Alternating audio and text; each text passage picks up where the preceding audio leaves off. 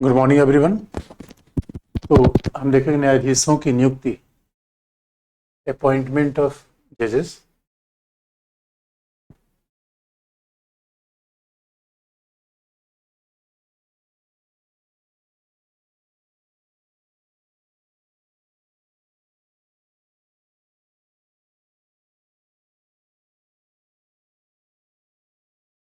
न्यायाधीशों की नियुक्ति, अपॉइंटमेंट ऑफ जजेस।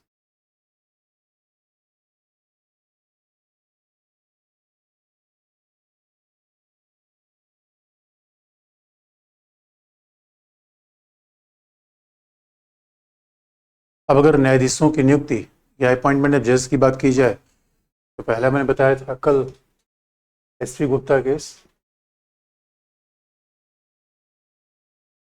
एसपी गुप्ता केस में जजेस फर्स्ट केस कहलाता है। एसपी गुप्ता केस में ये माना गया था कि न्यायाधीशों की नियुक्ति में राष्ट्रपति की प्राथमिकता रहेगी। In president will have a final say, राष्ट्रपति की प्राथमिकता रहेगी।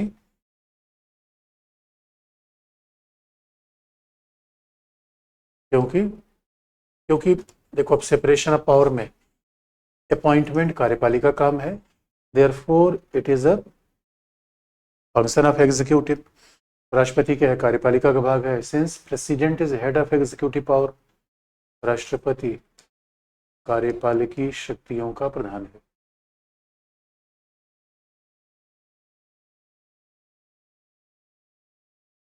President is as the head of executive, तो ये एग्जीक्यूटिव का काम है, कार्यपालिका काम है बच्चों। इसका मतलब है कि जजेस का काम ये है कि झगड़े सुलझाना, डिस्प्यूट सेटलमेंट। राष्ट्रपति कार्यपालिका का प्रधान होता है, इसलिए जज को अपॉइंट करेगा। तो there was settle by SP Gupta case in 82। लेकिन कल हमने आपको बताया था 82 में इंदिरा गांधी की सरकार थी, यही उच्चतम न्यायालय था, इशू यही था अपॉइंटमेंट का। लेकिन अब उच्चतम न्यायालय का डिसीजन बदल गया है। इन 1993 it was advocates on record.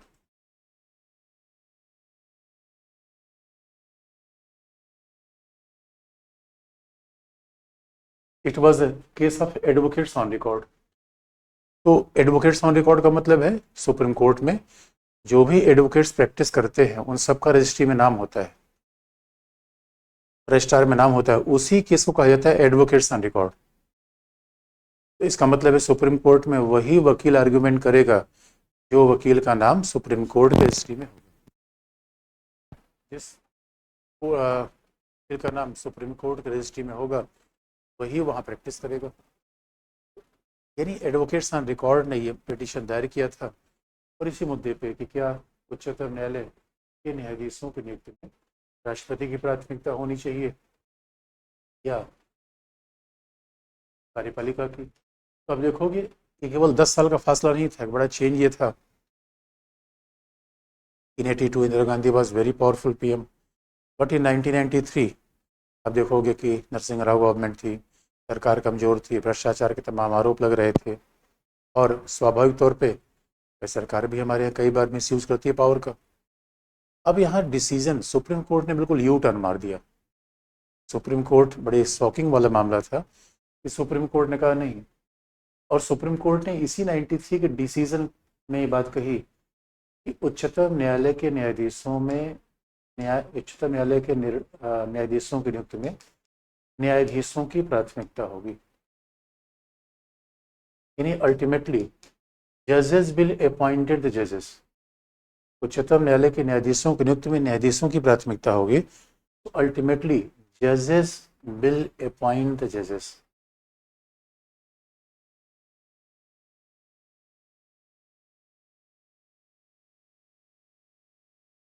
जजेस विल अपॉइंट द जज। अब ये बात बड़ी इंटरेस्टिंग बात हो गई।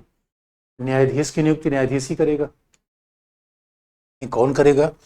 उच्चतम न्यायालय का ग्रुप ऑफ जजेस, न्यायाधीशों का एक समूह होगा जिसे कहा गया कोलेजियम। कोलेजियम क्या है?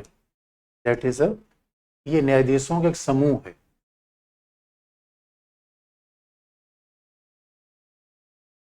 तो न्यायाधीश, यानी न्यायाधीशों का मतलब 3 हो सकते हैं, 5 हो सकते हैं। अभी की डेट में जो कोलेजियम बनता है वो 5 न्यायाधीशों का है। तो 5 न्यायाधीशों के समूह को ही कोलिजियम कहते हैं। और इसलिए सुप्रीम कोर्ट ने कहा कंसल्टेशन का मतलब माना जाए कंकरेंस। इसका मतलब है जो भी, तो आप देखोगे प्रैक्टिकली कैसे जैसे पॉइंट होता है कि ministry of law and justice, ministry of law and justice ये एडवाइस करती है प्रेसिडेंट को। अब ministry of law and justice president को एडवाइस करती है तो स्वाभाविक रूप में प्रेसिडेंट इसको अपॉइंट करता है।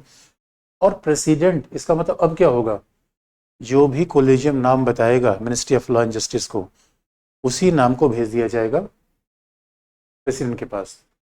इसका मतलब अब प्रेसिडेंट और ministry of law and justice अपने से कोई नाम नहीं देंगे, ये सारा नाम आएगा जुडिशरी की तरफ से कि किनको जज अपॉइंट करना है, वही फाइनल होगा। अब बड़ी अजीब सी बात आ गई। और अब देखो दोस्तों 1993 में भाई कोलिजियम, अब कोलिजियम का मतलब और अभी आपको बता देंगे। कोलिजियम को 93 में कहा गया कोलिजियम 3 न्यायाधीशों का होगा। 98 में सुप्रीम कोर्ट ने कहा कि नहीं, कोलिजियम किससे मिलकर बनेगा, 5 न्यायाधीशों से। Collegium shall be comprises of तो 5 जजेस। कोलिजियम 5 न्यायाधीशों से मिलकर बनेगा। Collegium shall be comprises of the 5 जजेस। कोलिजियम 5 न्यायाधीशों से मिलकर बनेगा, ये बात बड़ी इंटरेस्टिंग थी। तो आप देखोगे कि अगर कोलिजियम 5 न्यायाधीशों से मिलकर बनेगा तो यहाँ पे इंटरेस्टिंग पार्ट ये है कि 5 न्यायाधीशों में कैसे काम करेगा, इसमें 3 होंगे 2 होंगे, और कैसे डिसीजन लिया जाएगा, that was not clear.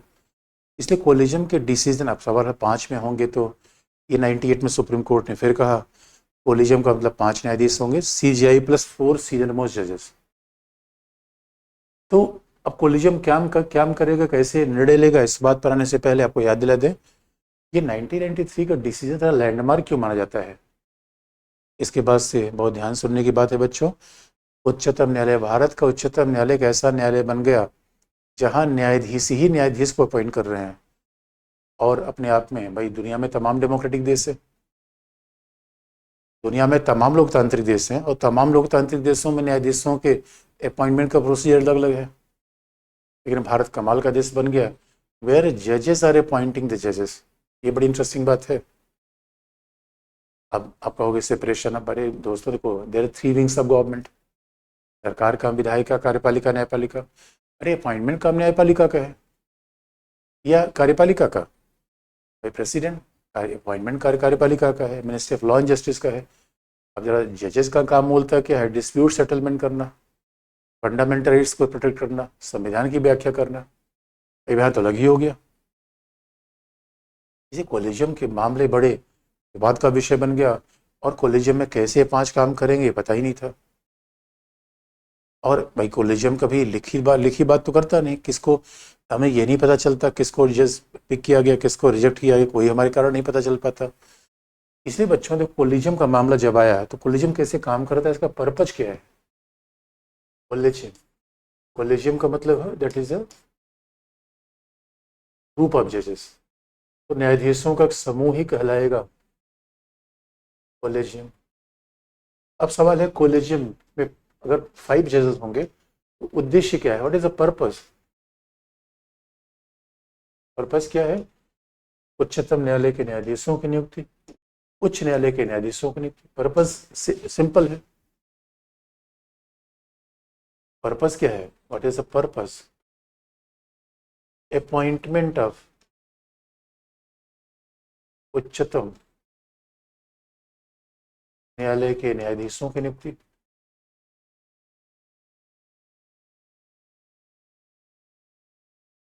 Appointment of जजेस ऑफ सुप्रीम कोर्ट, उच्चतम न्यायालय के न्यायाधीशों की नियुक्ति। और आप कहोगे कि सर CJI कौन होगा, सीनियर मोस्ट, अपॉइंटमेंट ऑफ जजेस ऑफ सुप्रीम कोर्ट। और दूसरा उच्च न्यायालय के न्यायाधीशों की नियुक्ति, अपॉइंटमेंट ऑफ जजेस ऑफ हाई कोर्ट्स।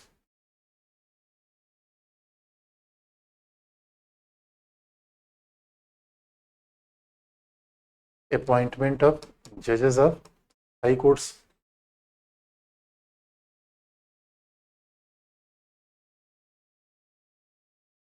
और फिर तीसरा, उच्च न्यायालय के न्यायाधीशों का स्थानांतरण।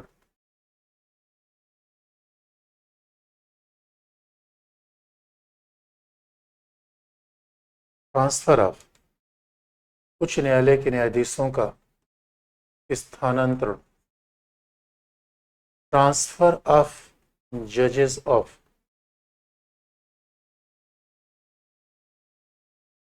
ट्रांसफर ऑफ जजेस ऑफ हाई कोर्ट्स।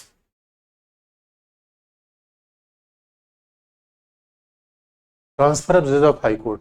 अब देखो, उच्च न्यायालय के न्यायाधीशों का स्थानांतरण और उच्च न्यायालय के न्यायाधीशों की नियुक्ति। अच्छा, सुप्रीम कोर्ट में तो ट्रांसफर की बात हो नहीं सकती, कि सुप्रीम कोर्ट तो एक ही है। तो ये काम हो गया, that is the purpose of a collegium. अब सवाल है कि जब सुप्रीम कोर्ट में अपॉइंटमेंट होगा, if there is a appointment in supreme court, collegium will B comprise of 1+4। 1+4 means CJI plus 1+4 chief justice of India plus 4 senior most जज, 4 वरिष्ठतम न्यायाधीश, chief justice of India plus 4 supreme court के senior most जजेस, CJI plus 4 senior most जजेस। तो ये collegium बनेगा supreme court में जज को अपॉइंट करने के लिए। और चीफ जस्टिस कौन होगा? वो तो होगा जो सीनियर मोस्ट है। अब दूसरा, अब क्या होगा? हाई कोर्ट में अपॉइंटमेंट का कोलिजियम क्या होगा?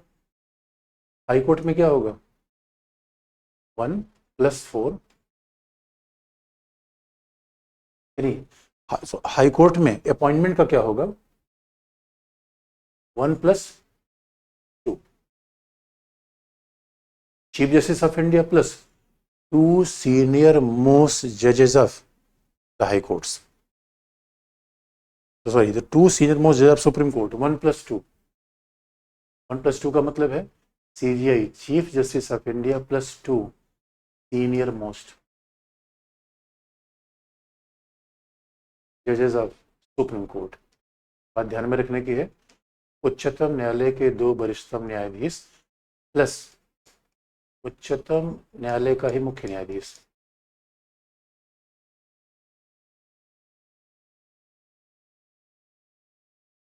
वरिष्ठतम न्यायाधीश, उच्चतम न्यायालय के 2 वरिष्ठतम न्यायाधीश प्लस उच्चतम न्यायालय का चीफ जस्टिस ऑफ इंडिया ये तय करेगा कि हाई कोर्ट का कौन जज बनेगा। इसके लिए कोलिजियम क्या होगी? और कोलिजियम हर जगह, हाई कोर्ट के जज के अपॉइंटमेंट के लिए भी कोलिजियम सुप्रीम कोर्ट का ही है। हाई कोर्ट के जज के अपॉइंटमेंट में भी कोलिजियम कौन सा आ रहा है? सुप्रीम कोर्ट का। सुप्रीम कोर्ट के जज के अपॉइंटमेंट में कोलिजियम किसका है? सुप्रीम कोर्ट का। अब यहाँ 4 है, यहाँ 2 है, तो हाई कोर्ट के जज के लिए थोड़ा सा कोलिजियम छोटा किया गया है। लेकिन हाई कोर्ट में जजेस के ट्रांसफर के लिए, स्थानांतरण के लिए, यही 3 ही मुद्दा तो है। और सुप्रीम कोर्ट में ट्रांसफर की बात तो होती नहीं। In case of transfer in high court, अगर हाई कोर्ट में ट्रांसफर की बात आए, उसके लिए क्या किया गया है? In case for the transfer of high court, उसमें क्या होगा? पहला, सुप्रीम कोर्ट में कौन सी कोलिजियम होगी? 1+4। ये क्या होगा? ये सुप्रीम कोर्ट के जजेस होंगे, chief justice plus 4 senior most, ये ऐसा 1+4। तो हाई कोर्ट में ट्रांसफर के लिए कोलिजियम कैसा? 1+4 प्लस 2 CJI प्लस क्या होगा? 2 chief justice of high court. तो मान लो कि किसी का transfer Chennai Madras high court से, या किसी का ट्रांसफर इलाहाबाद हाई कोर्ट से पटना हाई कोर्ट हो रहा है। इलाहाबाद हाई कोर्ट से पटना हाई कोर्ट हो रहा है,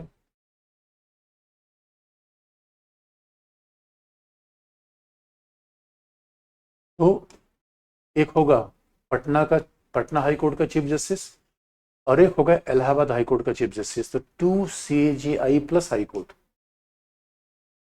2 chief justice of high court, ये कहाँ कहाँ से 2 लिए जाएंगे, एक जहाँ से ट्रांसफर हो रहा है और एक जहाँ रिसीव हो रहा है, जहाँ के लिए जा रहा है, ये कॉलेजियम बनेगी। तो हाई कोर्ट के अपॉइंटमेंट के लिए ये कॉलेजियम बनेगी, ट्रांसफर के लिए ये कॉलेजियम बनेगा, और सुप्रीम कोर्ट में जज के लिए ये कॉलेजियम बनेगा। लेकिन बच्चों आप पूछोगे इसमें प्रॉब्लम क्या है, अब देखोगे तो कॉलेजियम के डिसीजन आज भी जजेस का अपॉइंटमेंट का यही तरीका है। अब सवाल ये है कि अगर सुप्रीम कोर्ट में किसी जज को अपॉइंट करना है तो दोस्तों सवाल ये है कि 1+4 कैसे डिसीजन करेगा। ये तो सुप्रीम कोर्ट ने कहा है कि अगर 1+4 में 2 जजेस डिसएग्री हों तो ये राय प्रेसिडेंट को नहीं भेजी जाएगी। लेकिन प्रॉब्लम क्या है, पहली बात याद रखो दोस्तों, अरे हमारे यहाँ देखो यूपीएससी में भी आपने देखा वैकेंसी आई है, पहले वैकेंसी आती है, उसके बाद लोग फॉर्म भरते हैं, एग्ज़ाम होता है, जजेस की वैकेंसी आती ही नहीं। कमाल की बात है, यानी एग्ज़ाम भी नहीं होता। तो कई बार तो ये लोग आरोप लगा देते हैं कि भाई हिंदुस्तान में यूनिवर्सिटी का प्रोफेसर बनना, गवर्नर बनना, जज बनना बड़ा आसान है, बशर्ते आपके घर में कोई जज हो। अब ये बात आप कहोगे दोस्तों, इसलिए देखो सिविल सर्वेंट जो बनता है बड़े एग्जाम से पास करके जाता है, इसे किसी IAS ऑफिसर पर ये सवाल आप नहीं उठा सकते कि जुगाड़ से बन गया होगा, लेकिन बाकी पे तो मामला बनता है। अरे भाई देखो दोस्तों, एक प्रोफेशन की राय है, जो भी लेकर प्रोफेशन में होते हैं, अब मान लो कैसे इसमें गड़बड़ी के चांसेस होते हैं, कॉलेजियम पे क्या ऑब्जेक्शन है आपको बता दें। भाई सीधी सी बात है, अब मान लो कोई कॉलेजियम में सीनियर मोस्ट जज है और उसे चाह रहा है कि वो किसी हाई कोर्ट या सुप्रीम कोर्ट में जज बना देगा। अब वो किसी हाई कोर्ट या सुप्रीम कोर्ट में किसी वक्त तो जज बना देगा, और रिटायर होने वाला है, तब तक उसका बच्चा भी जज के लिए तैयार हो रहा है। तो वो कह देगा भाई देखो मैंने तुमको जज बनाया, तुम जरा मेरे बेटे का ध्यान रखना, बेटी का ध्यान रखना। और बच्चों, हमारी न्यायपालिका में एक अंकल जज सिंड्रोम चलता है। ये जानते हो अंकल जज सिंड्रोम क्या होता है? अरे प्यारे बच्चों, याद रखना, हमारे यहाँ बार काउंसिल ऑफ इंडिया ये तय करती है dos and don'ts. Bar council of India ने कह रखा है कि जो जज जिस हाई कोर्ट में प्रैक्टिस करेगा उसका कोई रिलेटिव, घर का सदस्य वहाँ प्रैक्टिस नहीं करेगा, इससे थोड़ी पारदर्शिता बनी रहे। लेकिन हमारे यहाँ मान लो कि कोई दिल्ली हाई कोर्ट का जज है, उसने अपने बच्चों को भेज दिया Allahabad high court, Allahabad high court का जज है, उसने अपने बच्चों को भेज दिया, क्योंकि दिल्ली हाई कोर्ट के जज का बेटा प्रैक्टिस नहीं कर सकता, लेकिन दिल्ली हाई कोर्ट के जज का बेटा इलाहाबाद हाई कोर्ट में प्रैक्टिस कर सकता है। तो Delhi high court Allahabad high court के बीच जज के रिलेशन क्या हो गया आपस में दोस्त? तो बच्चे जज का रिलेशन क्या होगा? अंकल जज सिंड्रोम चलता है बच्चों। इसलिए कमाल की बात है, अब कई बार ये बात कह दी जाती है, यार हमारे हिंदुस्तान में तो कमाल का सिस्टम है। और वैसे भी आप देखोगे, अब सवाल है कि आखिर में क्यों जजेस के द्वारा जजेस का अपॉइंटमेंट ऑब्जेक्शनेबल क्यों है? कोलिजियम सिस्टम पर आज भी ऑब्जेक्शन क्यों किया जाता है? ये बड़े स्पष्ट रीजन है बच्चों। तो रीजन क्या है? What is the fact, what is the drawback, collegium system में क्या प्रॉब्लम है, तो बता दो। कोलिजियम की कमियां क्या है, तो ड्रॉबैक्स क्या है?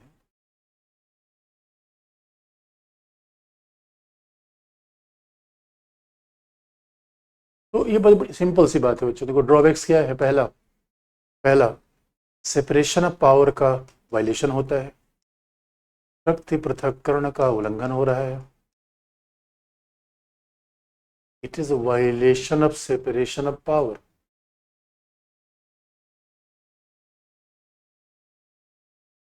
भाई सीधी सी बात है, it is a violation of separation of power. अरे शक्ति पृथक्करण का उल्लंघन ही तो हो रहा है।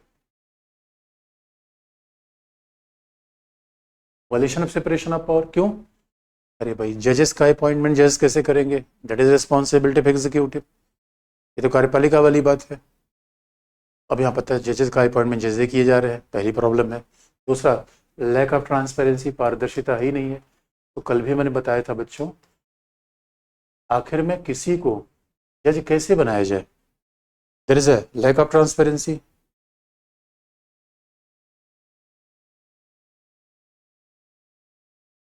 वही सीधी सी बात है, हमारे पास किसी को जज कैसे बनाया जाए तो लैक ऑफ ट्रांसपेरेंसी है, पारदर्शिता का अभाव। क्यों? क्योंकि कोई क्राइटेरिया है ही नहीं हमारे पास।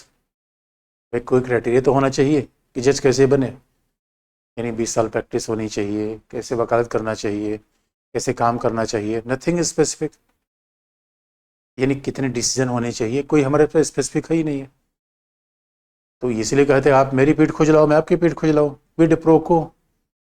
और तीसरा, इसका सीधा मतलब है कि आप देखोगे क्यों। अच्छा, कोलिजियम का जो डिसीजन होता है, देखो जब एक बार खास तौर पे आप याद रखो बच्चों, हमारे यहाँ जो काउंसिल ऑफ मिनिस्टर है there is more democratic. Council of minister में क्या है, हर क्षेत्र का भाग है, हर रीजन का भाग है। आज भी कहा जाता है कि बिकॉज ऑफ कोलिजियम इसमें बहुत ज़्यादा महिलाएं, अनुसूचित जाति जनजाति के लोग नहीं आ पाए। डेमोक्रेटिक इंस्टीट्यूशन खास बात होती है कि वो समाज के वंचित वर्गों को लेती है, नॉन इलेक्टेड लिए प्रॉब्लम नहीं है।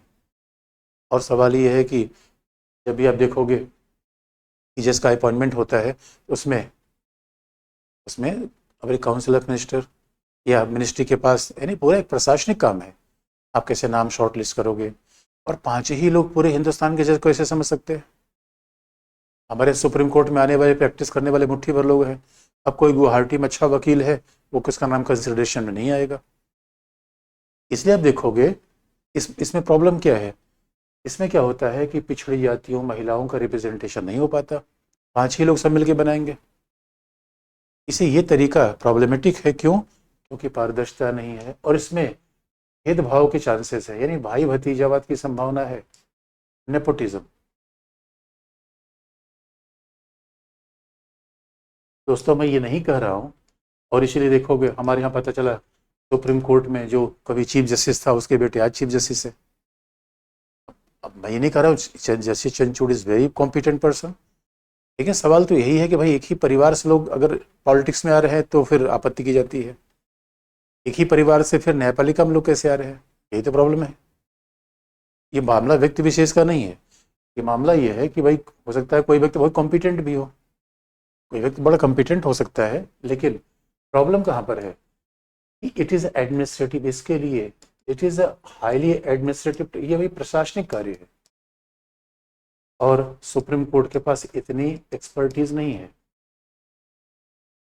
ये एडमिनिस्ट्रेटिव फंक्शन की बात की जाती है। क्यों? अब सरकार के पास आईबी की इंफॉर्मेशन है, जजेस के पास तो नहीं है। सरकार के पास ये पता है महिला को भी देखना है, अनुसूचित जाति जनजाति, शेड्यूल कास्ट, शेड्यूल ट्राइब्स। तो government, since government is accountable to other people, तो गवर्नमेंट ज़्यादा रिस्पॉन्सिबल होती है, वो सोशल डाइवर्सिटी का ध्यान ज़्यादा रखती है। इसे लोग कहते हैं कि कोलिजियम सिस्टम में प्रॉब्लम है। और आप याद रखना, जजेस आर ओनली अपॉइंटिंग जजेस, और आज तक हमें नहीं पता चल पाता कौन सा क्यों, मतलब कोई जज क्यों बना, we don't have any criteria. और सुप्रीम कोर्ट ने बताया भी नहीं भाई क्यों किसी को जज बना, क्यों किसी का नाम रिजेक्ट किया गया। तो राइट टू इन्फॉर्मेशन किस देश में है, सुप्रीम कोर्ट ने खुद ही कहा है राइट टू इन्फॉर्मेशन है, तो फिर हम भी तो इस बात को उठा सकते हैं, हमें भी जानकारी होनी चाहिए। लेकिन बच्चों देखो, अब दूसरा सिस्टम ये है,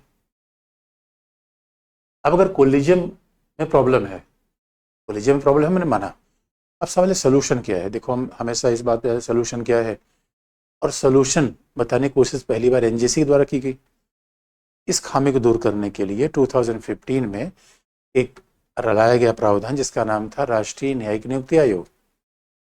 अब सवाल जरा उसको भी देख ले, क्योंकि मामला दोस्तों ये नहीं कि जो सिस्टम है उसमें खामी तो है, लेकिन हो सकता है और जो सिस्टम अपना है उससे बड़ी खामी हो जाए। क्योंकि हम अगर जुडिशरी पर कई बार अटैक कर देते हैं तो ये हमें सोचना चाहिए बच्चों। दूसरे पक्ष में ये भी है कि हमारे जो राजनेता है वो इंडिपेंडेंट जुडिशरी देखना नहीं चाहते। वी हैव टू, बिकॉज यही क्रिटिकल एनालिसिस है। हमें सिक्के के दूसरे पहलू पे जाके देखना पड़ेगा कि हमारे पॉलिटिशियन ये सोचते हैं कि जैसे हमारे ब्यूरोक्रेट्स काम करते हैं, हाँ जी कहते हैं, वैसे जज भी काम करे। बच्चों जज की भूमिका ब्यूरोक्रेट जैसी नहीं हो सकती। जज को सरकार के खिलाफ बोलना है तो आपको हम याद दिला दें, जो भी जज सरकार के खिलाफ बोलता है सरकार उससे नाराज होती है, और जज काम ही है ये। इसलिए ये बात सच भी है कि हमारे यहाँ पॉलिटिक्स में जजेस को अगर पॉलिटिशियन को रिस्पॉन्सिबिलिटी देके बड़े मिसयूज हुए। तो इंदिरा गांधी ने 73 में सीनियर मोस्ट जजेस को जज नहीं बनाया, क्यों? मिसयूज।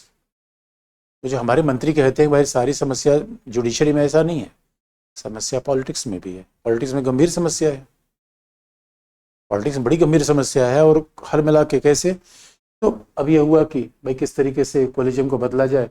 तो 2015 में क्या आया? एनजेसी। तो 99th अमेंडमेंट लाया गया।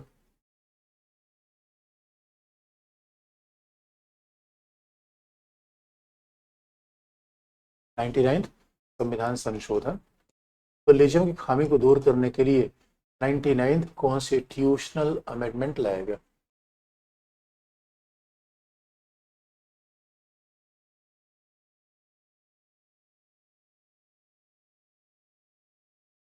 कॉन्स्टिट्यूशनल अमेंडमेंट ला दिया गया। और इस 99 कॉन्स्टिट्यूशनल अमेंडमेंट से कहा क्या गया? 99 कॉन्स्टिट्यूशनल अमेंडमेंट लाया गया, उससे कहा यह गया कि भाई देखो, पहला एक राष्ट्रीय न्यायिक नियुक्ति आयोग होगा, एनजेसी होगा, national appointment judicial commission, national judicial appointment commission, राष्ट्रीय न्यायिक नियुक्ति आयोग।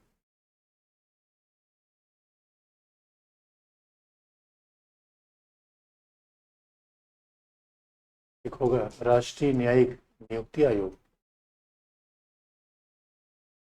नेशनल जुडिशियल अपॉइंटमेंट कमीशन,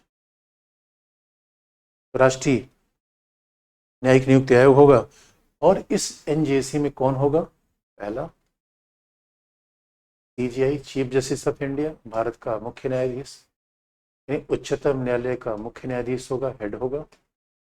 ये 99th अमेंडमेंट से, 99th अमेंडमेंट से क्या जोड़ा गया? संविधान के क्लॉज आर्टिकल 124A जोड़ा गया, इट इज आर्टिकल। तो मुख्य न्यायाधीश होगा प्लस 2 सुप्रीम कोर्ट के जज,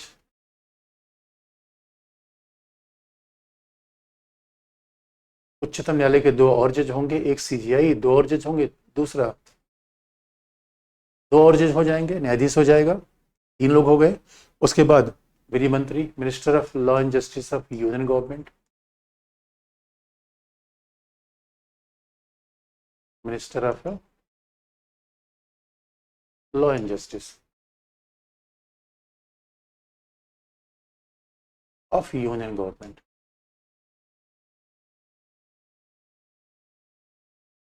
मिनिस्टर। और उसके बाद ये हो गए 4 हो गए, यानी एक सीजीआई, 2 सीनियर मोस्ट जज of supreme court, high court का कोई बात नहीं है, एक सीजीआई, 2 सीनियर मोस्ट जज ऑफ सुप्रीम कोर्ट, एक मिनिस्टर ऑफ लॉ, 4 हो गए। और 2 विशिष्ट व्यक्ति, 2 एमिनेंट पर्सन,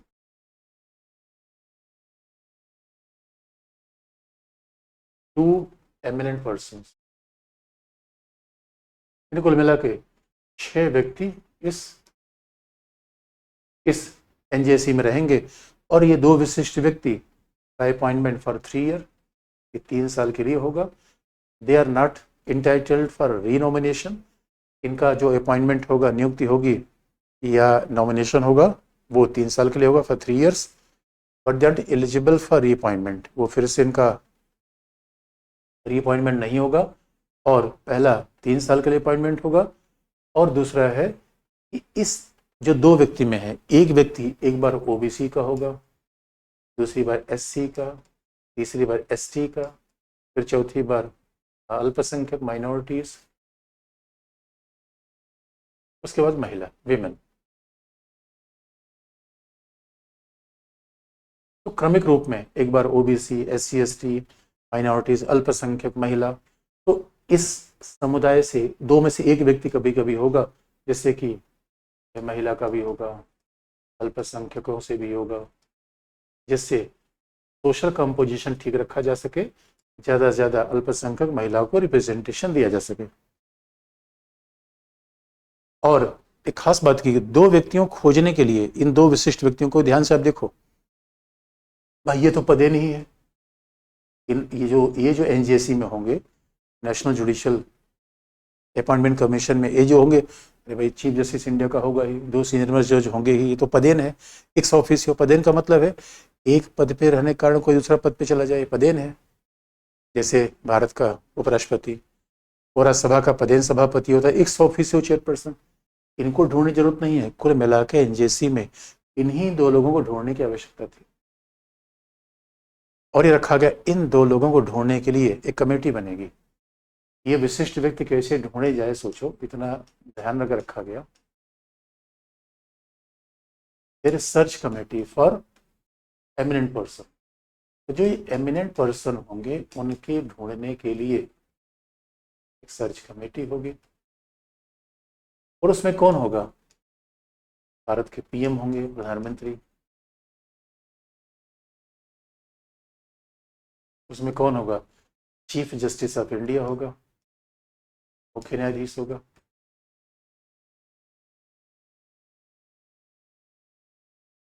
और उसमें तो पीएम होंगे, भारत का मुख्य न्यायाधीश होगा, और उसमें कौन होगा? और उसमें होगा पीएम होगा, मुख्य न्यायाधीश होगा, और उसमें होगा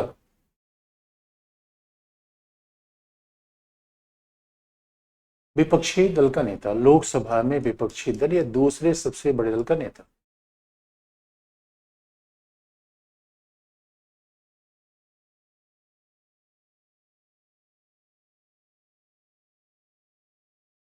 leader of opposition.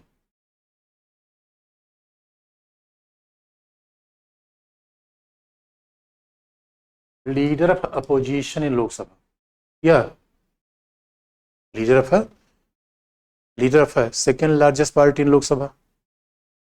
Second largest party तो आजकल अपोजिशन तो है नहीं, चूंकि अपोजिशन के लिए किसी भी दल को 1/10 मेंबरशिप चाहिए, यानी जिसके पास लोकसभा में 55 सांसद ना हो, 55 मेंबर ना हो, अपोजिशन का दर्जा नहीं मिल सकता।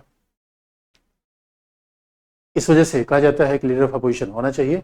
ये कमेटी बनेगी इन लोगों के लिए, दो लोगों को ढूंढने के लिए। सोचो कितनी मशक्कत की गई है, भाई दो लोगों को ढूंढा जाए। लेकिन आप कहोगे सर ये बताओ विशिष्ट व्यक्ति जो दो लोग होंगे वो किस फील्ड से होंगे, नहीं लिखा गया। अब विशिष्ट व्यक्ति तेंदुलकर भी हो सकते हैं, टाटा भी हो सकते हैं। अब सवाल है तेंदुलकर टाटा को जुडिशरी के बारे में क्या जानकारी है, लेकिन ऐसा एनजेसी में लिख दिया गया। और आप देखोगे व्हाट इज द फंक्शन, कार्य क्या होगा? कार्य पहले से मैंने बता दिया, जो कार्य कोलिजियम का है। तो what is the function of NJC, तो ये आर्टिकल 124 बी में लिखा गया।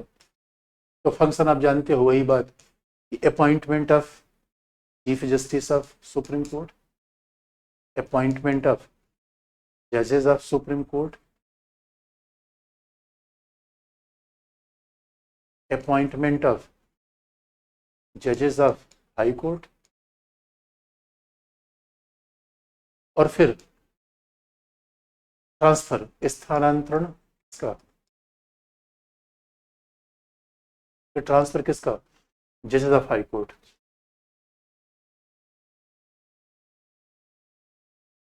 ट्रांसफर किसका? जजेस ऑफ हाई कोर्ट का। तो स्वाभाविक रूप में जज ऑफ हाई कोर्ट का अपॉइंटमेंट, जज ऑफ सुप्रीम कोर्ट का अपॉइंटमेंट, सीजीआई का, और हाई कोर्ट के सीजीआई का भी अपॉइंटमेंट, और हाई कोर्ट के chief justice of high court, उच्च न्यायालय के मुख्य न्यायाधीश का भी अपॉइंटमेंट, जो कोलिजियम काम करता है। उच्च न्यायालय के मुख्य न्यायाधीश का अपॉइंटमेंट। और दोस्तों इसका मतलब सारा एनजेसी को सारा काम दे दिएगा जो कोलिजियम के पास था। इसलिए एनजेसी बनने का पर्पज ये था, कोलिजियम हट जाए और एनजेसी का संविधान संशोधन पारित किया गया और बाकायदा उसके 2/3 बहुमत इकट्ठा किया गया। और आप जानते हो आधी राज्य विधानसभाओं का समर्थन लिया गया, तो बड़ा महत्वपूर्ण काम था, क्योंकि कोलिजियम को हटाना तो पहले लोग चाहते थे लेकिन लोगों के पास ताकत नहीं थी। और 2015 में मामला क्यों आया? क्योंकि after the gap of 30 years पहली बार बीजेपी को डोमिनेंस मिला लोकसभा में, पहली बार कोई एक पार्टी को डोमिनेंस लोकसभा मिला, इसलिए अब बीजेपी के पास बहुमत था। बाकी सारे पार्टी ने सपोर्ट कर दिया, आधे राज्यों ने तुरंत समर्थन दे दिया, 99th अमेंडमेंट पारित हो गया। और आर्टिकल 124C में क्या लिखा गया? अब सवाल है, आप पूछोगे सर ये बताओ अभी 6 लोग हुए, डिसीजन कैसे लेंगे? 6 लोगों में कैसे बहुमत लिया जाएगा? और दूसरी बात आप कहोगे सर ये बताओ सीजीआई में कौन होगा, सीनियर होगा या इफिशियंसी पे होगा, ये कैसे तय होगा? ये निर्धारित करेगी पार्लियामेंट। तो आर्टिकल 124C में लिखा गया, तो सी में लिखा गया कि एनजेएसी की कार्यप्रणाली यानी नियुक्ति आयोग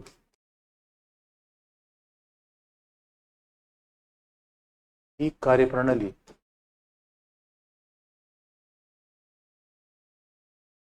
संसदीय विधि के द्वारा निर्धारित होगी। It is through parliamentary act, यानी parliamentary act, it is through parliamentary act entire functioning of collegium will be decided, कि भाई कैसे कौन सीजीआई होगा, स्पेशल क्वालिफिकेशन क्या होगी। अब सवाल है, इसका मतलब पार्लियामेंट को पावर दे दिया गया। अब ध्यान से देखोगे दोस्तों, अब एनजेसी यही था और संयोग की बात है एनजेसी रद्द कर दिया गया। आप कहोगे क्यों सर कर दिया गया, इसका आंसर आपको बता दें।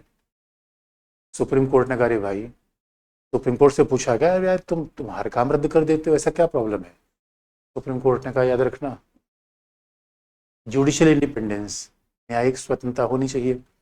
और आप ये जो पूरा एनजेसी बना रहे हो, ये क्या होगा, जजेस के अपॉइंटमेंट में पॉलिटिकल इंटरफेरेंस आप बढ़ाना चाहते हो। तो उनसे पूछा गया कहाँ बढ़ाना चाहते हैं, ये पॉलिटिकल इंटरफेरेंस कहाँ होगा। उन्होंने कहा भाई बताओ विधि मंत्री की जरूरत यहाँ क्या है। अरे किसी और को लिख दिया होता। इसलिए बच्चों देखोगे हमारे यहाँ 90s के बाद हमारा संविधान ऐसा मान के चलता था कि आने वाली पीढ़ियों में जो हमारे शासक होंगे अच्छे लोग होंगे, नेक दिल के लोग होंगे।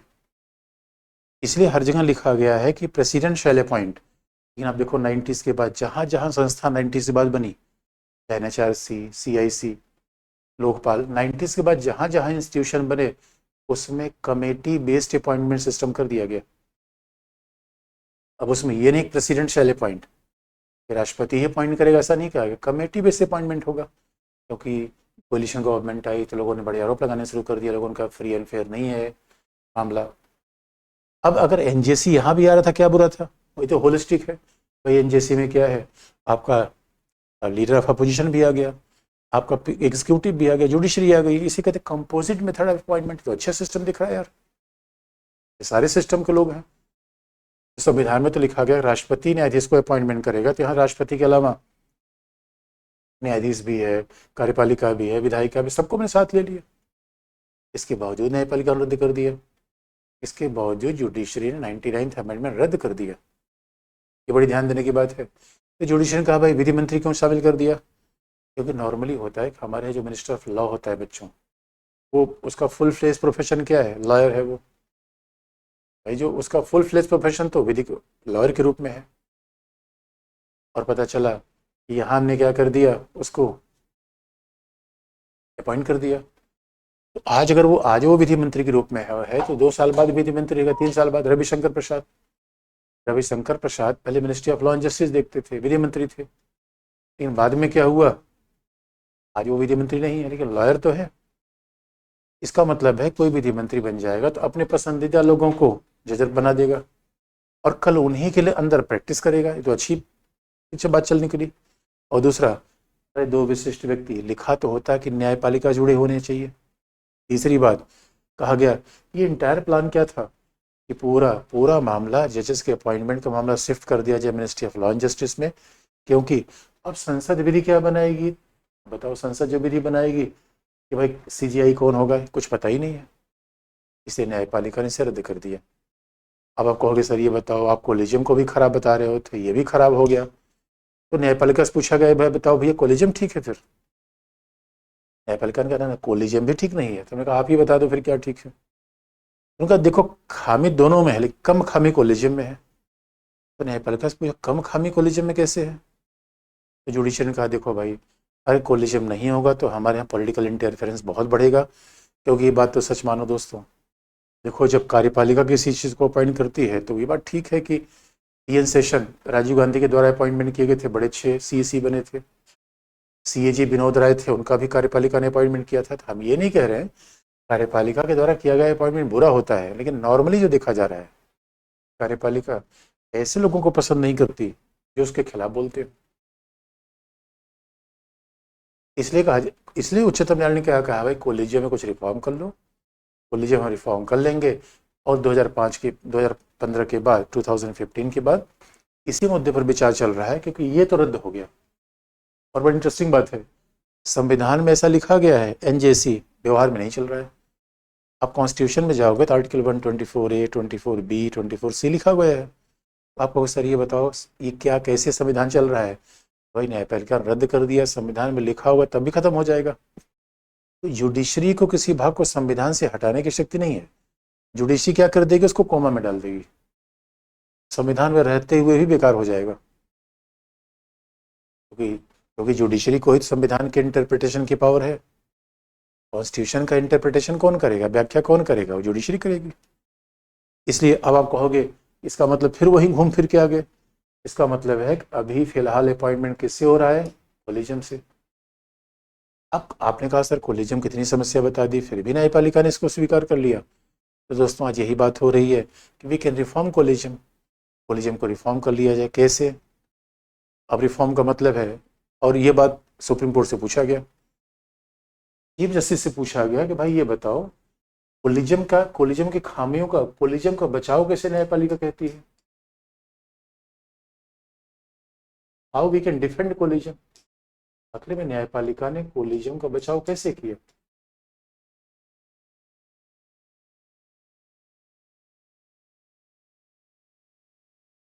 न्यायपालिका ने कोलिजियम का डिफेंस किया कैसे? देखो न्यायपालिका ने कहा, भाई देखो कि फिलहाल न्यायपालिका ने कहा कि देखो जो कंडीशन है उसमें, अगर ये न्यायपालिका ने जस्टिस चंद्रचूड़ से पूछा गया कि भाई आप तो न्यायाधीश को अपॉइंट करते हैं, क्या नहीं, it is wide spread myth, एक मिथ है, ये भ्रम फैला दिया जाएगा न्यायाधीश को अपॉइंटमेंट का। ऐसा होता ही नहीं। क्यों?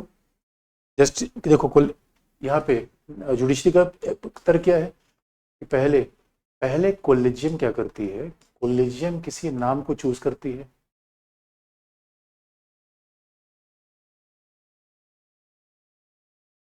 कोलिजियम अब मान लो कि जज को चूज किया, पहले न्यायाधीशों के नाम का चयन करती है।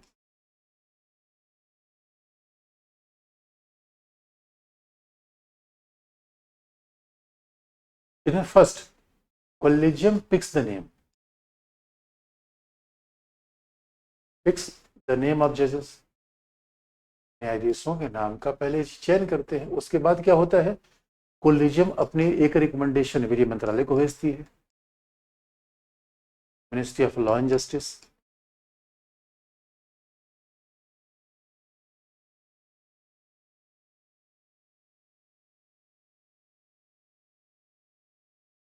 ये ministry of law and justice को भेजती है।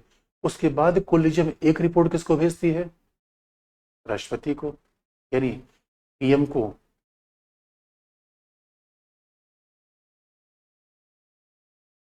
प्रधानमंत्री, पीएम और प्रेसिडेंट राष्ट्रपति को भेजती है। ऐसा नहीं है कि केवल जुडिशरी ही सारा अपॉइंटमेंट कर लेती है, उसने कहा ऐसा नहीं है। कोलिजियम क्या करती है? न्यायाधीशों के नाम को पिक करती है, चयन करती है। और ऐसा नहीं कि जो चयन कर लिया वही हो जाएगा। जब नाम चयन करेगी तो भेजेगी विधि मंत्री को।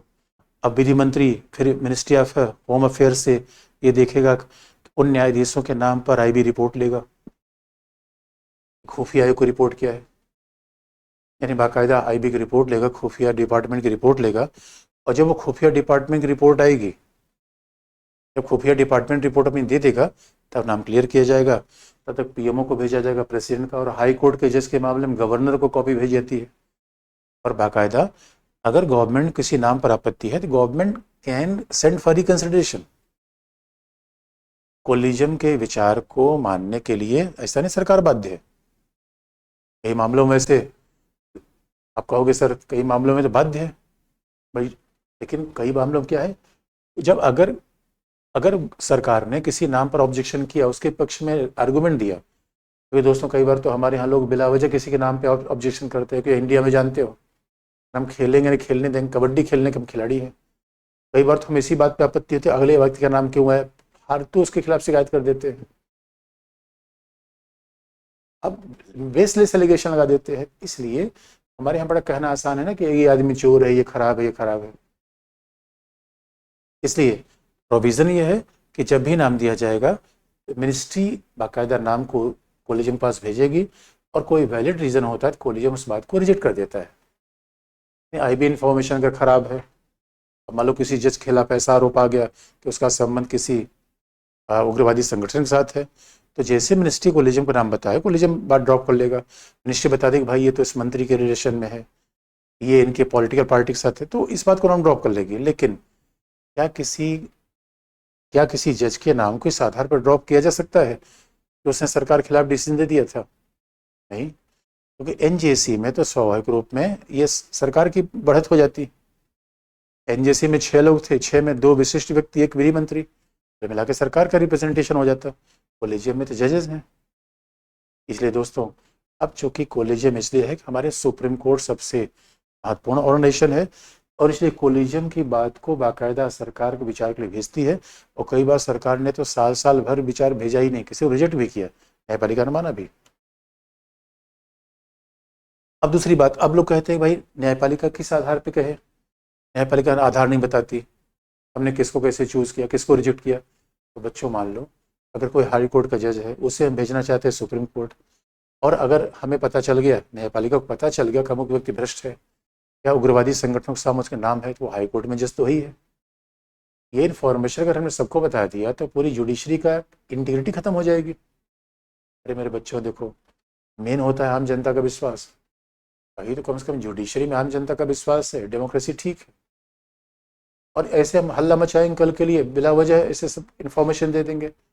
इसलिए हम बार बार ये कहते हैं, देखो जुडिशरी एक बड़ा सेंसिटिव ऑर्गन है जिसकी और किसी ऑर्गन से कंपेयर नहीं किया जा सकता, क्योंकि जुडिशरी इंडिपेंडेंट होनी चाहिए और रूल ऑफ लॉ करती है, सरकार के खिलाफ जाती है। अभी इलेक्शन कमीशन की डिसीजन में आप देखो, चंडीगढ़ के चुनाव में देखो, तो जुडिशरी इंडिपेंडेंट होनी ही चाहिए, ऐसा बाकायदा माना जाता है। जुडिशरी इंडिपेंडेंट होनी चाहिए, इसलिए ऐसे प्रावधान हमारे यहाँ किए गए। तो कॉलेज तो सुप्रीम कोर्ट कहती है भाई आप कहते हो हर बात बता दो, अरे जुडिशरी के लिए हर बात बतानी जरूरी नहीं है। और जहाँ तक सीनियरिटी की बात करते हो, वकीलों की बात करते हो, तो हम तय करेंगे कितने ले। और जुडिशरी तो यहाँ तक कहा है, अगर जुडिशरी ने यहाँ तक कहा है सरकार चाहे तो हम बाकायदा सिस्टम को रिफॉर्म कर रहे हैं, और बाकायदा हम किस जज को बना रहे हैं, हम तो ये बताने को तैयार हैं। इसलिए बच्चों मामला ये है कि निष्कर्ष ये है कि हमारे यहाँ पूरे जजेस के अपॉइंटमेंट सिस्टम में 2 बात ध्यान में रखी जाए कि we can not support judicial supremacy. याद रखो, कंक्लूजन हम कहाँ लेते हैं, हम न्यायपालिका की सर्वोच्चता का समर्थन नहीं करते क्योंकि वो संविधान में नहीं है। We can not support supremacy of judiciary, but what we can support, independence. न्यायपालिका की स्वतंत्रता का समर्थन हम करेंगे, सर्वोच्चता का नहीं, क्योंकि न्यायपालिका स्वतंत्र नहीं होगी, वो संविधान में भी यही है और यही हमारे संविधान का विजन है। इसलिए सच मायनों में अपॉइंटमेंट में ठीक है, अगर कोलिजियम सिस्टम है तो वो ट्रांसपेरेंट होना चाहिए, पारदर्शी होना चाहिए, और इसमें सारे स्टेक होल्डर को साथ लेना चाहिए, सारे स्टेक होल्डर को साथ लेना चाहिए। आप कह सकते हो क्या सर एनजेसी को रिफॉर्म करके फिर ला दिया जाए, तो अब झगड़ा पैदा करने का क्या फ़ायदा है। जो सिस्टम है उसी में रिफॉर्म करें, कॉलेजियम में रिफॉर्म कर दें हम कि भाई इसमें ज़्यादा से ज़्यादा लोगों को आप अपॉइंट करिए, महिलाओं को भी, लोगों को भी और माइनॉरिटीज़ को भी, तो यू कैन अपॉइंट एवरीवन, तो सभी का अपॉइंटमेंट हम कर सकते हैं,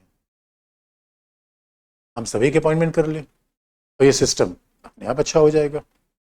इसीलिए ये बात यहाँ पे कही गई, इसलिए इस बात को बाकायदा ये कहा गया।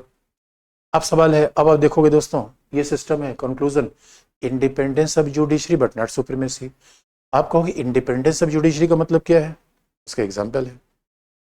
और सुप्रीम जुडिशरी का मतलब क्या है, जब हम इंडिपेंडेंस ऑफ जुडिशरी की बात करते हैं तो हमारे कॉन्स्टिट्यूशन में है। कैसे,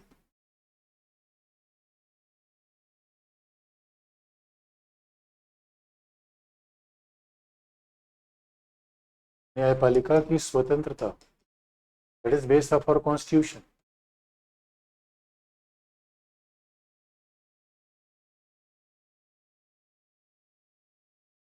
न्यायपालिका की स्वतंत्रता कैसे है, न्यायाधीशों के वेतन और भत्ते भारत की संचित नीति पर भारित होते हैं।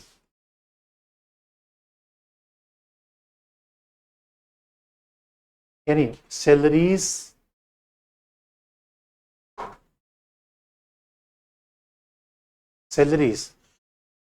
एंड पेंशन ऑफ जजेस of supreme court that is charge on the consolidated fund of India. ये भारत की संचित निधि पर भारित होते हैं। इसका मतलब है, आप इसका मतलब जानते हो कि इसमें कोई कटौती नहीं की जा सकती। Charge on consolidated fund of India.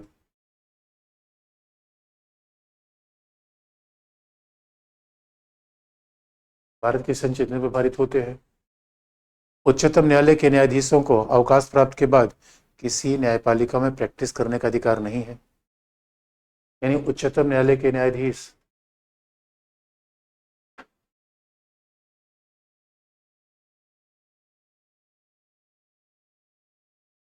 Bharat के किसी न्यायपालिका में, किसी न्यायालय में वकालत नहीं करेंगे।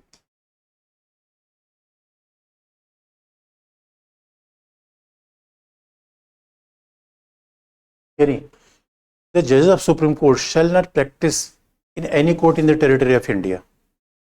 Judges of Supreme Court shall not practice. So judges of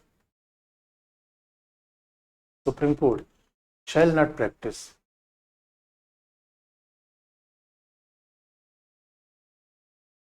in any court of India. In any court of Indian territory. उसके बाद और हाई कोर्ट के जज क्या है? हाई कोर्ट के जज वहीं प्रैक्टिस करेंगे जहां उन्होंने जज के रूप में काम न किया हो। इस जस्टिस ठाकुर रिटायर हो रहे थे, चीफ जस्टिस थे, उनसे पूछा गया, जज साहब आपने बहुत लोगों से अंतिम इच्छा पूछी है, अब आप बताओ आपकी अंतिम इच्छा क्या है? तो उन्होंने कहा जजेस को भी जो रिटायर्ड हो गए हैं उनको भी कोर्ट में प्रैक्टिस करने की इजाज़त होनी चाहिए। हमारे कहा कि नहीं, इस संविधान में मना किया गया है, इससे कि जुडिशरी इंडिपेंडेंट रहे। नहीं तो अगर प्रैक्टिस करने का राइट दिया जाता तो उच्चतम न्यायालय कोई जज फेवरेबल डिसीजन देता, क्योंकि उसे लगता है कि कल ये जज बन सकता है तो उसके फेवर में डिसीजन दे दे। तो संभावना खत्म कर दी गई है। हर चीज़ का लॉजिक है, क्यों ऐसा कहा गया। अब संचित निधि पर भारित है क्योंकि उसके वेतन भत्तों में कोई कटौती न की जा पाए। फिर आप देखोगे न्यायाधीशों के आचरण के खिलाफ कोई टिप्पणी नहीं हो सकती। उच्चतम न्यायालय, उच्च न्यायालय न्यायाधीशों के आचरण के विरुद्ध सदन में भी कोई टिप्पणी नहीं हो सकती।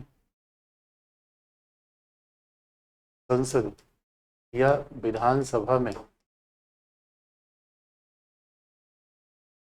टिप्पणी नहीं हो सकती। Nobody can raise any doubt over the conduct of judges in the parliament or legislative assembly.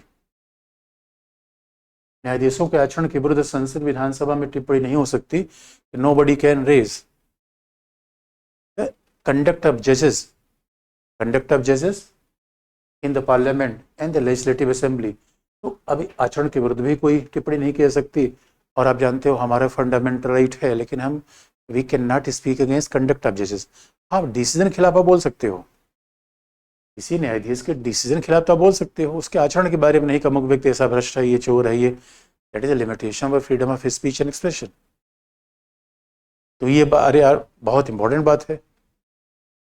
और जरा सोच के देखो, उसके बाद ये भी कहा गया है कि न्यायाधीशों को राष्ट्रपति तभी हटाएगा, न्यायाधीशों को हटाने के लिए संसद का विशेष प्रस्ताव चाहिए।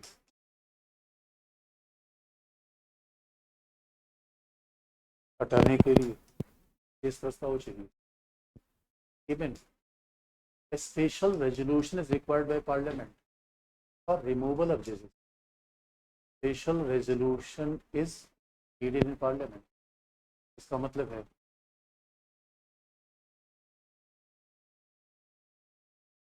resolution is needed in parliament for removal of judges. यानी किसी जज को अपने पद से हटाने के लिए राष्ट्रपति तभी हटा सकता है जब पार्लियामेंट कोई विशेष प्रस्ताव पारित करे 2/3 बहुमत से, 2/3 मेजोरिटी से। और आधार क्या होना चाहिए कि जज या तो मिसबिहेवियर या कदाचार, मिसबिहेवियर या वो यानी अक्षमता, अक्षमता इनकैपेसिटी, अक्षमता का शिकार हो, असमर्थ हो जाए, कैपेसिटी। इन दो आधार पर किसी जज को हटाया सकता है। तो जज राष्ट्रपति के प्रसाद पर इंतकाम नहीं करता। इसे देखो, जज की पूरी इंडिपेंडेंस दी गई है, इस वजह से जुडिशरी इंडिपेंडेंट है, लेकिन वो सर्वोच्च नहीं है, सुप्रीम नहीं है बच्चों। और क्यों सुप्रीम नहीं है भाई? पार्लियामेंट भी हमारे यहाँ है, फंडामेंटल राइट हमारे यहाँ, कॉन्स्टिट्यूशन हमारे यहाँ। तो सुप्रीमेसी किसका है? कॉन्स्टिट्यूशन का। अब आप बच्चे सवाल पूछ सकते हो, फिर हम आगे बढ़ेंगे। तो हमारे यहाँ जज के इंडिपेंडेंस के देने के लिए इतने प्रावधान कॉन्स्टिट्यूशन में लिखे गए हैं। अब आप जरा सवाल पूछ लो।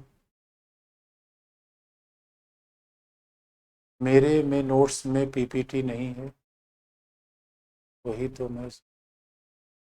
अब टीएस सेशन जैसा सीसी क्यों नहीं बनता ऐसे? टीएस चिंता मत करो, बहुत सारे लोग अच्छे हैं, और तुम जैसे लोग अवगत बनोगे ना, चिंता मत करो।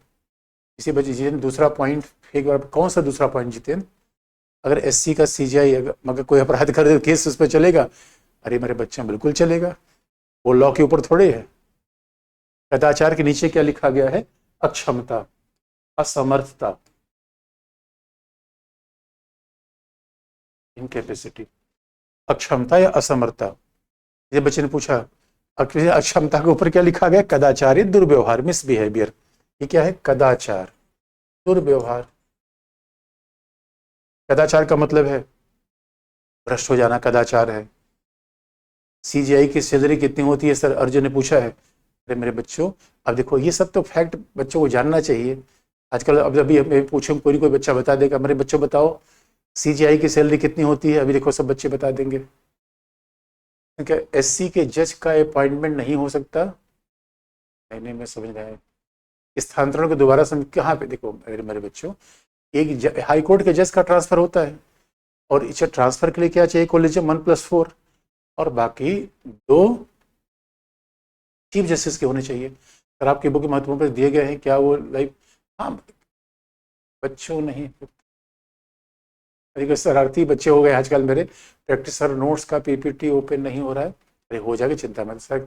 सर क्या मैं बताइए, मैं आईएएस बनूंगा? बिल्कुल सीधा एकदम, कोई बन सकता है यार, पढ़ो लिखोगे। देखो ऐसा तो कोई हो नहीं सकता। अब जो द्रौपदी मुर्मू ने कभी सोचा था प्रेसिडेंट बनेगी? इसे बस मेहनत करते जाओ, मेहनत करते जाओ, बीच बीच में पहले सुनो खूब ध्यान से, कमेंट कम करो। क्या कॉलेजियम व्यवस्था किसी संसदीय अधिनियम के जरिए लाई गई थी? नहीं, संविधान संशोधन के जरिए, कॉन्स्टिट्यूशनल अमेंडमेंट। इसी पर कदाचार का मतलब क्या होता है? अरे मेरे बच्चों, कदाचार का मतलब होता है कहीं पर भ्रष्टाचार, सेक्सुअल हरेसमेंट का शिकार हो जाना। ये कदाचार के मतलब होते हैं भ्रष्ट आचरण। अब जो किसी बच्चे ने बता दिया सीजीआई की सैलरी कितनी है? 2,80,000। देखिए बच्चे, एससी के जज कहाँ अपॉइंट नहीं हो सकता है? कहाँ अपॉइंट नहीं हो सकता मतलब मेरे बच्चों? मौलिक अधिकार अधिक और अखंडता में सुप्रीम कोर्ट किसे प्राथमिकता देगी? अरे सामंजस्य करती है, हारमोनी, हारमोनी दोनों को प्राथमिकता, सबका साथ सबका विकास। मेरे बच्चों, क्या सुप्रीम कोर्ट के जज को पनिशमेंट मिल सकता? अरे निशा, अभी चिंता मत करो, पनिशमेंट हमारे किसी को मिल सकता है। अगर सर जज वकील बनते हैं या जज अलग है? अरे मेरे बच्चे, वकील अलग है, जज अलग है। जज अलग होते हैं और बाद में वकील ही जाके जज बन जाते हैं। अरे जैसे, अरे बेटा ही तो पिता बनता है।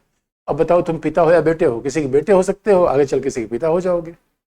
वैसे वकील ही चल के जज बनते हैं, जज वकील नहीं होता। अब जज बन गया तो वकील कैसे होगा? सर विशिष्ट व्यक्ति में कोई जनरल कैटेगरी को नहीं हो सकता क्या? अरे जनरल कैटेगरी वाली बात नहीं है। विशिष्ट व्यक्ति का मतलब यहाँ जाति से मतलब नहीं है। अच्छा, विशिष्ट व्यक्ति में जो 2 लोग होंगे, 2 में एक जनरल कैटेगरी का आएगा, दूसरा ओबीसी एससी एसटी किसी एक का आएगा। कॉलेज में लास्ट पॉइंट बता। अच्छा मैं मिस, अरे कामिल देखो, ये सब शायरी और ही जानता कर रहा है अभी।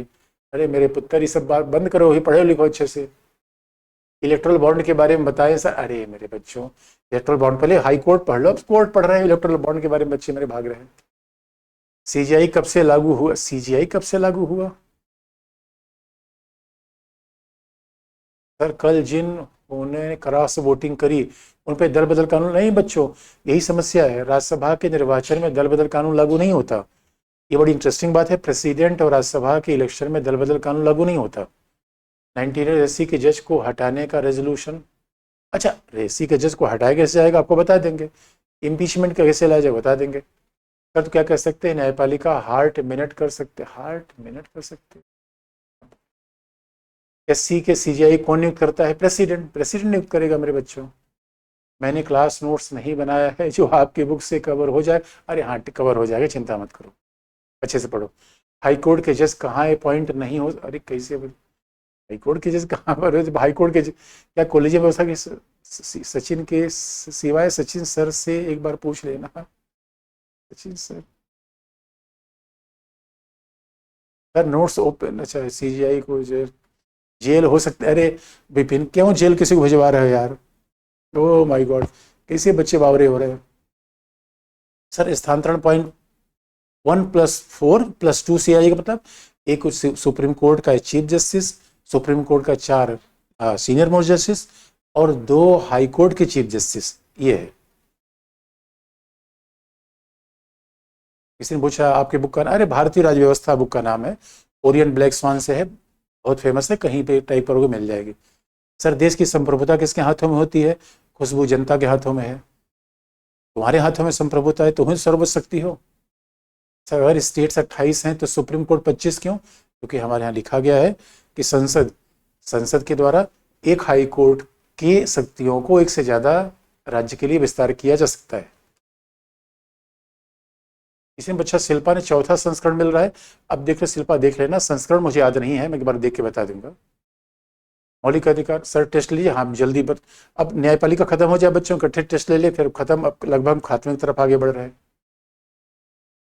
प्राची देखो सीजीआई का means chief justice of India, CGI means chief Bharat का मुख्य न्यायाधीश। एसजीआई का मतलब है हज का क्या है सर, ये इलेक्टर, अरे सर आपको सर आपको कभी गुस्सा नहीं आता कभी, अरे मेरे बच्चों, अब मेरे बच्चों पर गुस्सा क्यों आया किसी को, कमाल की बात। देश की संप्रभुता किसके हाथ, अच्छा वही है। तो ठीक है मेरे बच्चों आज के लिए इतना ही, ठीक है थैंक यू, फिर आज के लिए इतना ही। इसे कोलिजम को खत्म किया जा सकता है, हाँ भाई खत्म तो किया जा सकता है, एक बार प्रयास हुआ नहीं खत्म हो पाया, संविधान संशोधन हो सकता है। जैसे सेवा मुक्ति के बाद आयोग का अध्यक्ष वो बनता है, आयोग का अध्यक्ष बन सकता है, कई लोग इस पर ऑब्जेक्शन करते हैं, लेकिन वो संविधान में लिखा है प्रैक्टिस नहीं करेगा, कोर्ट में प्रैक्टिस नहीं करेगा, बाकी तो बनाया जा सकता है।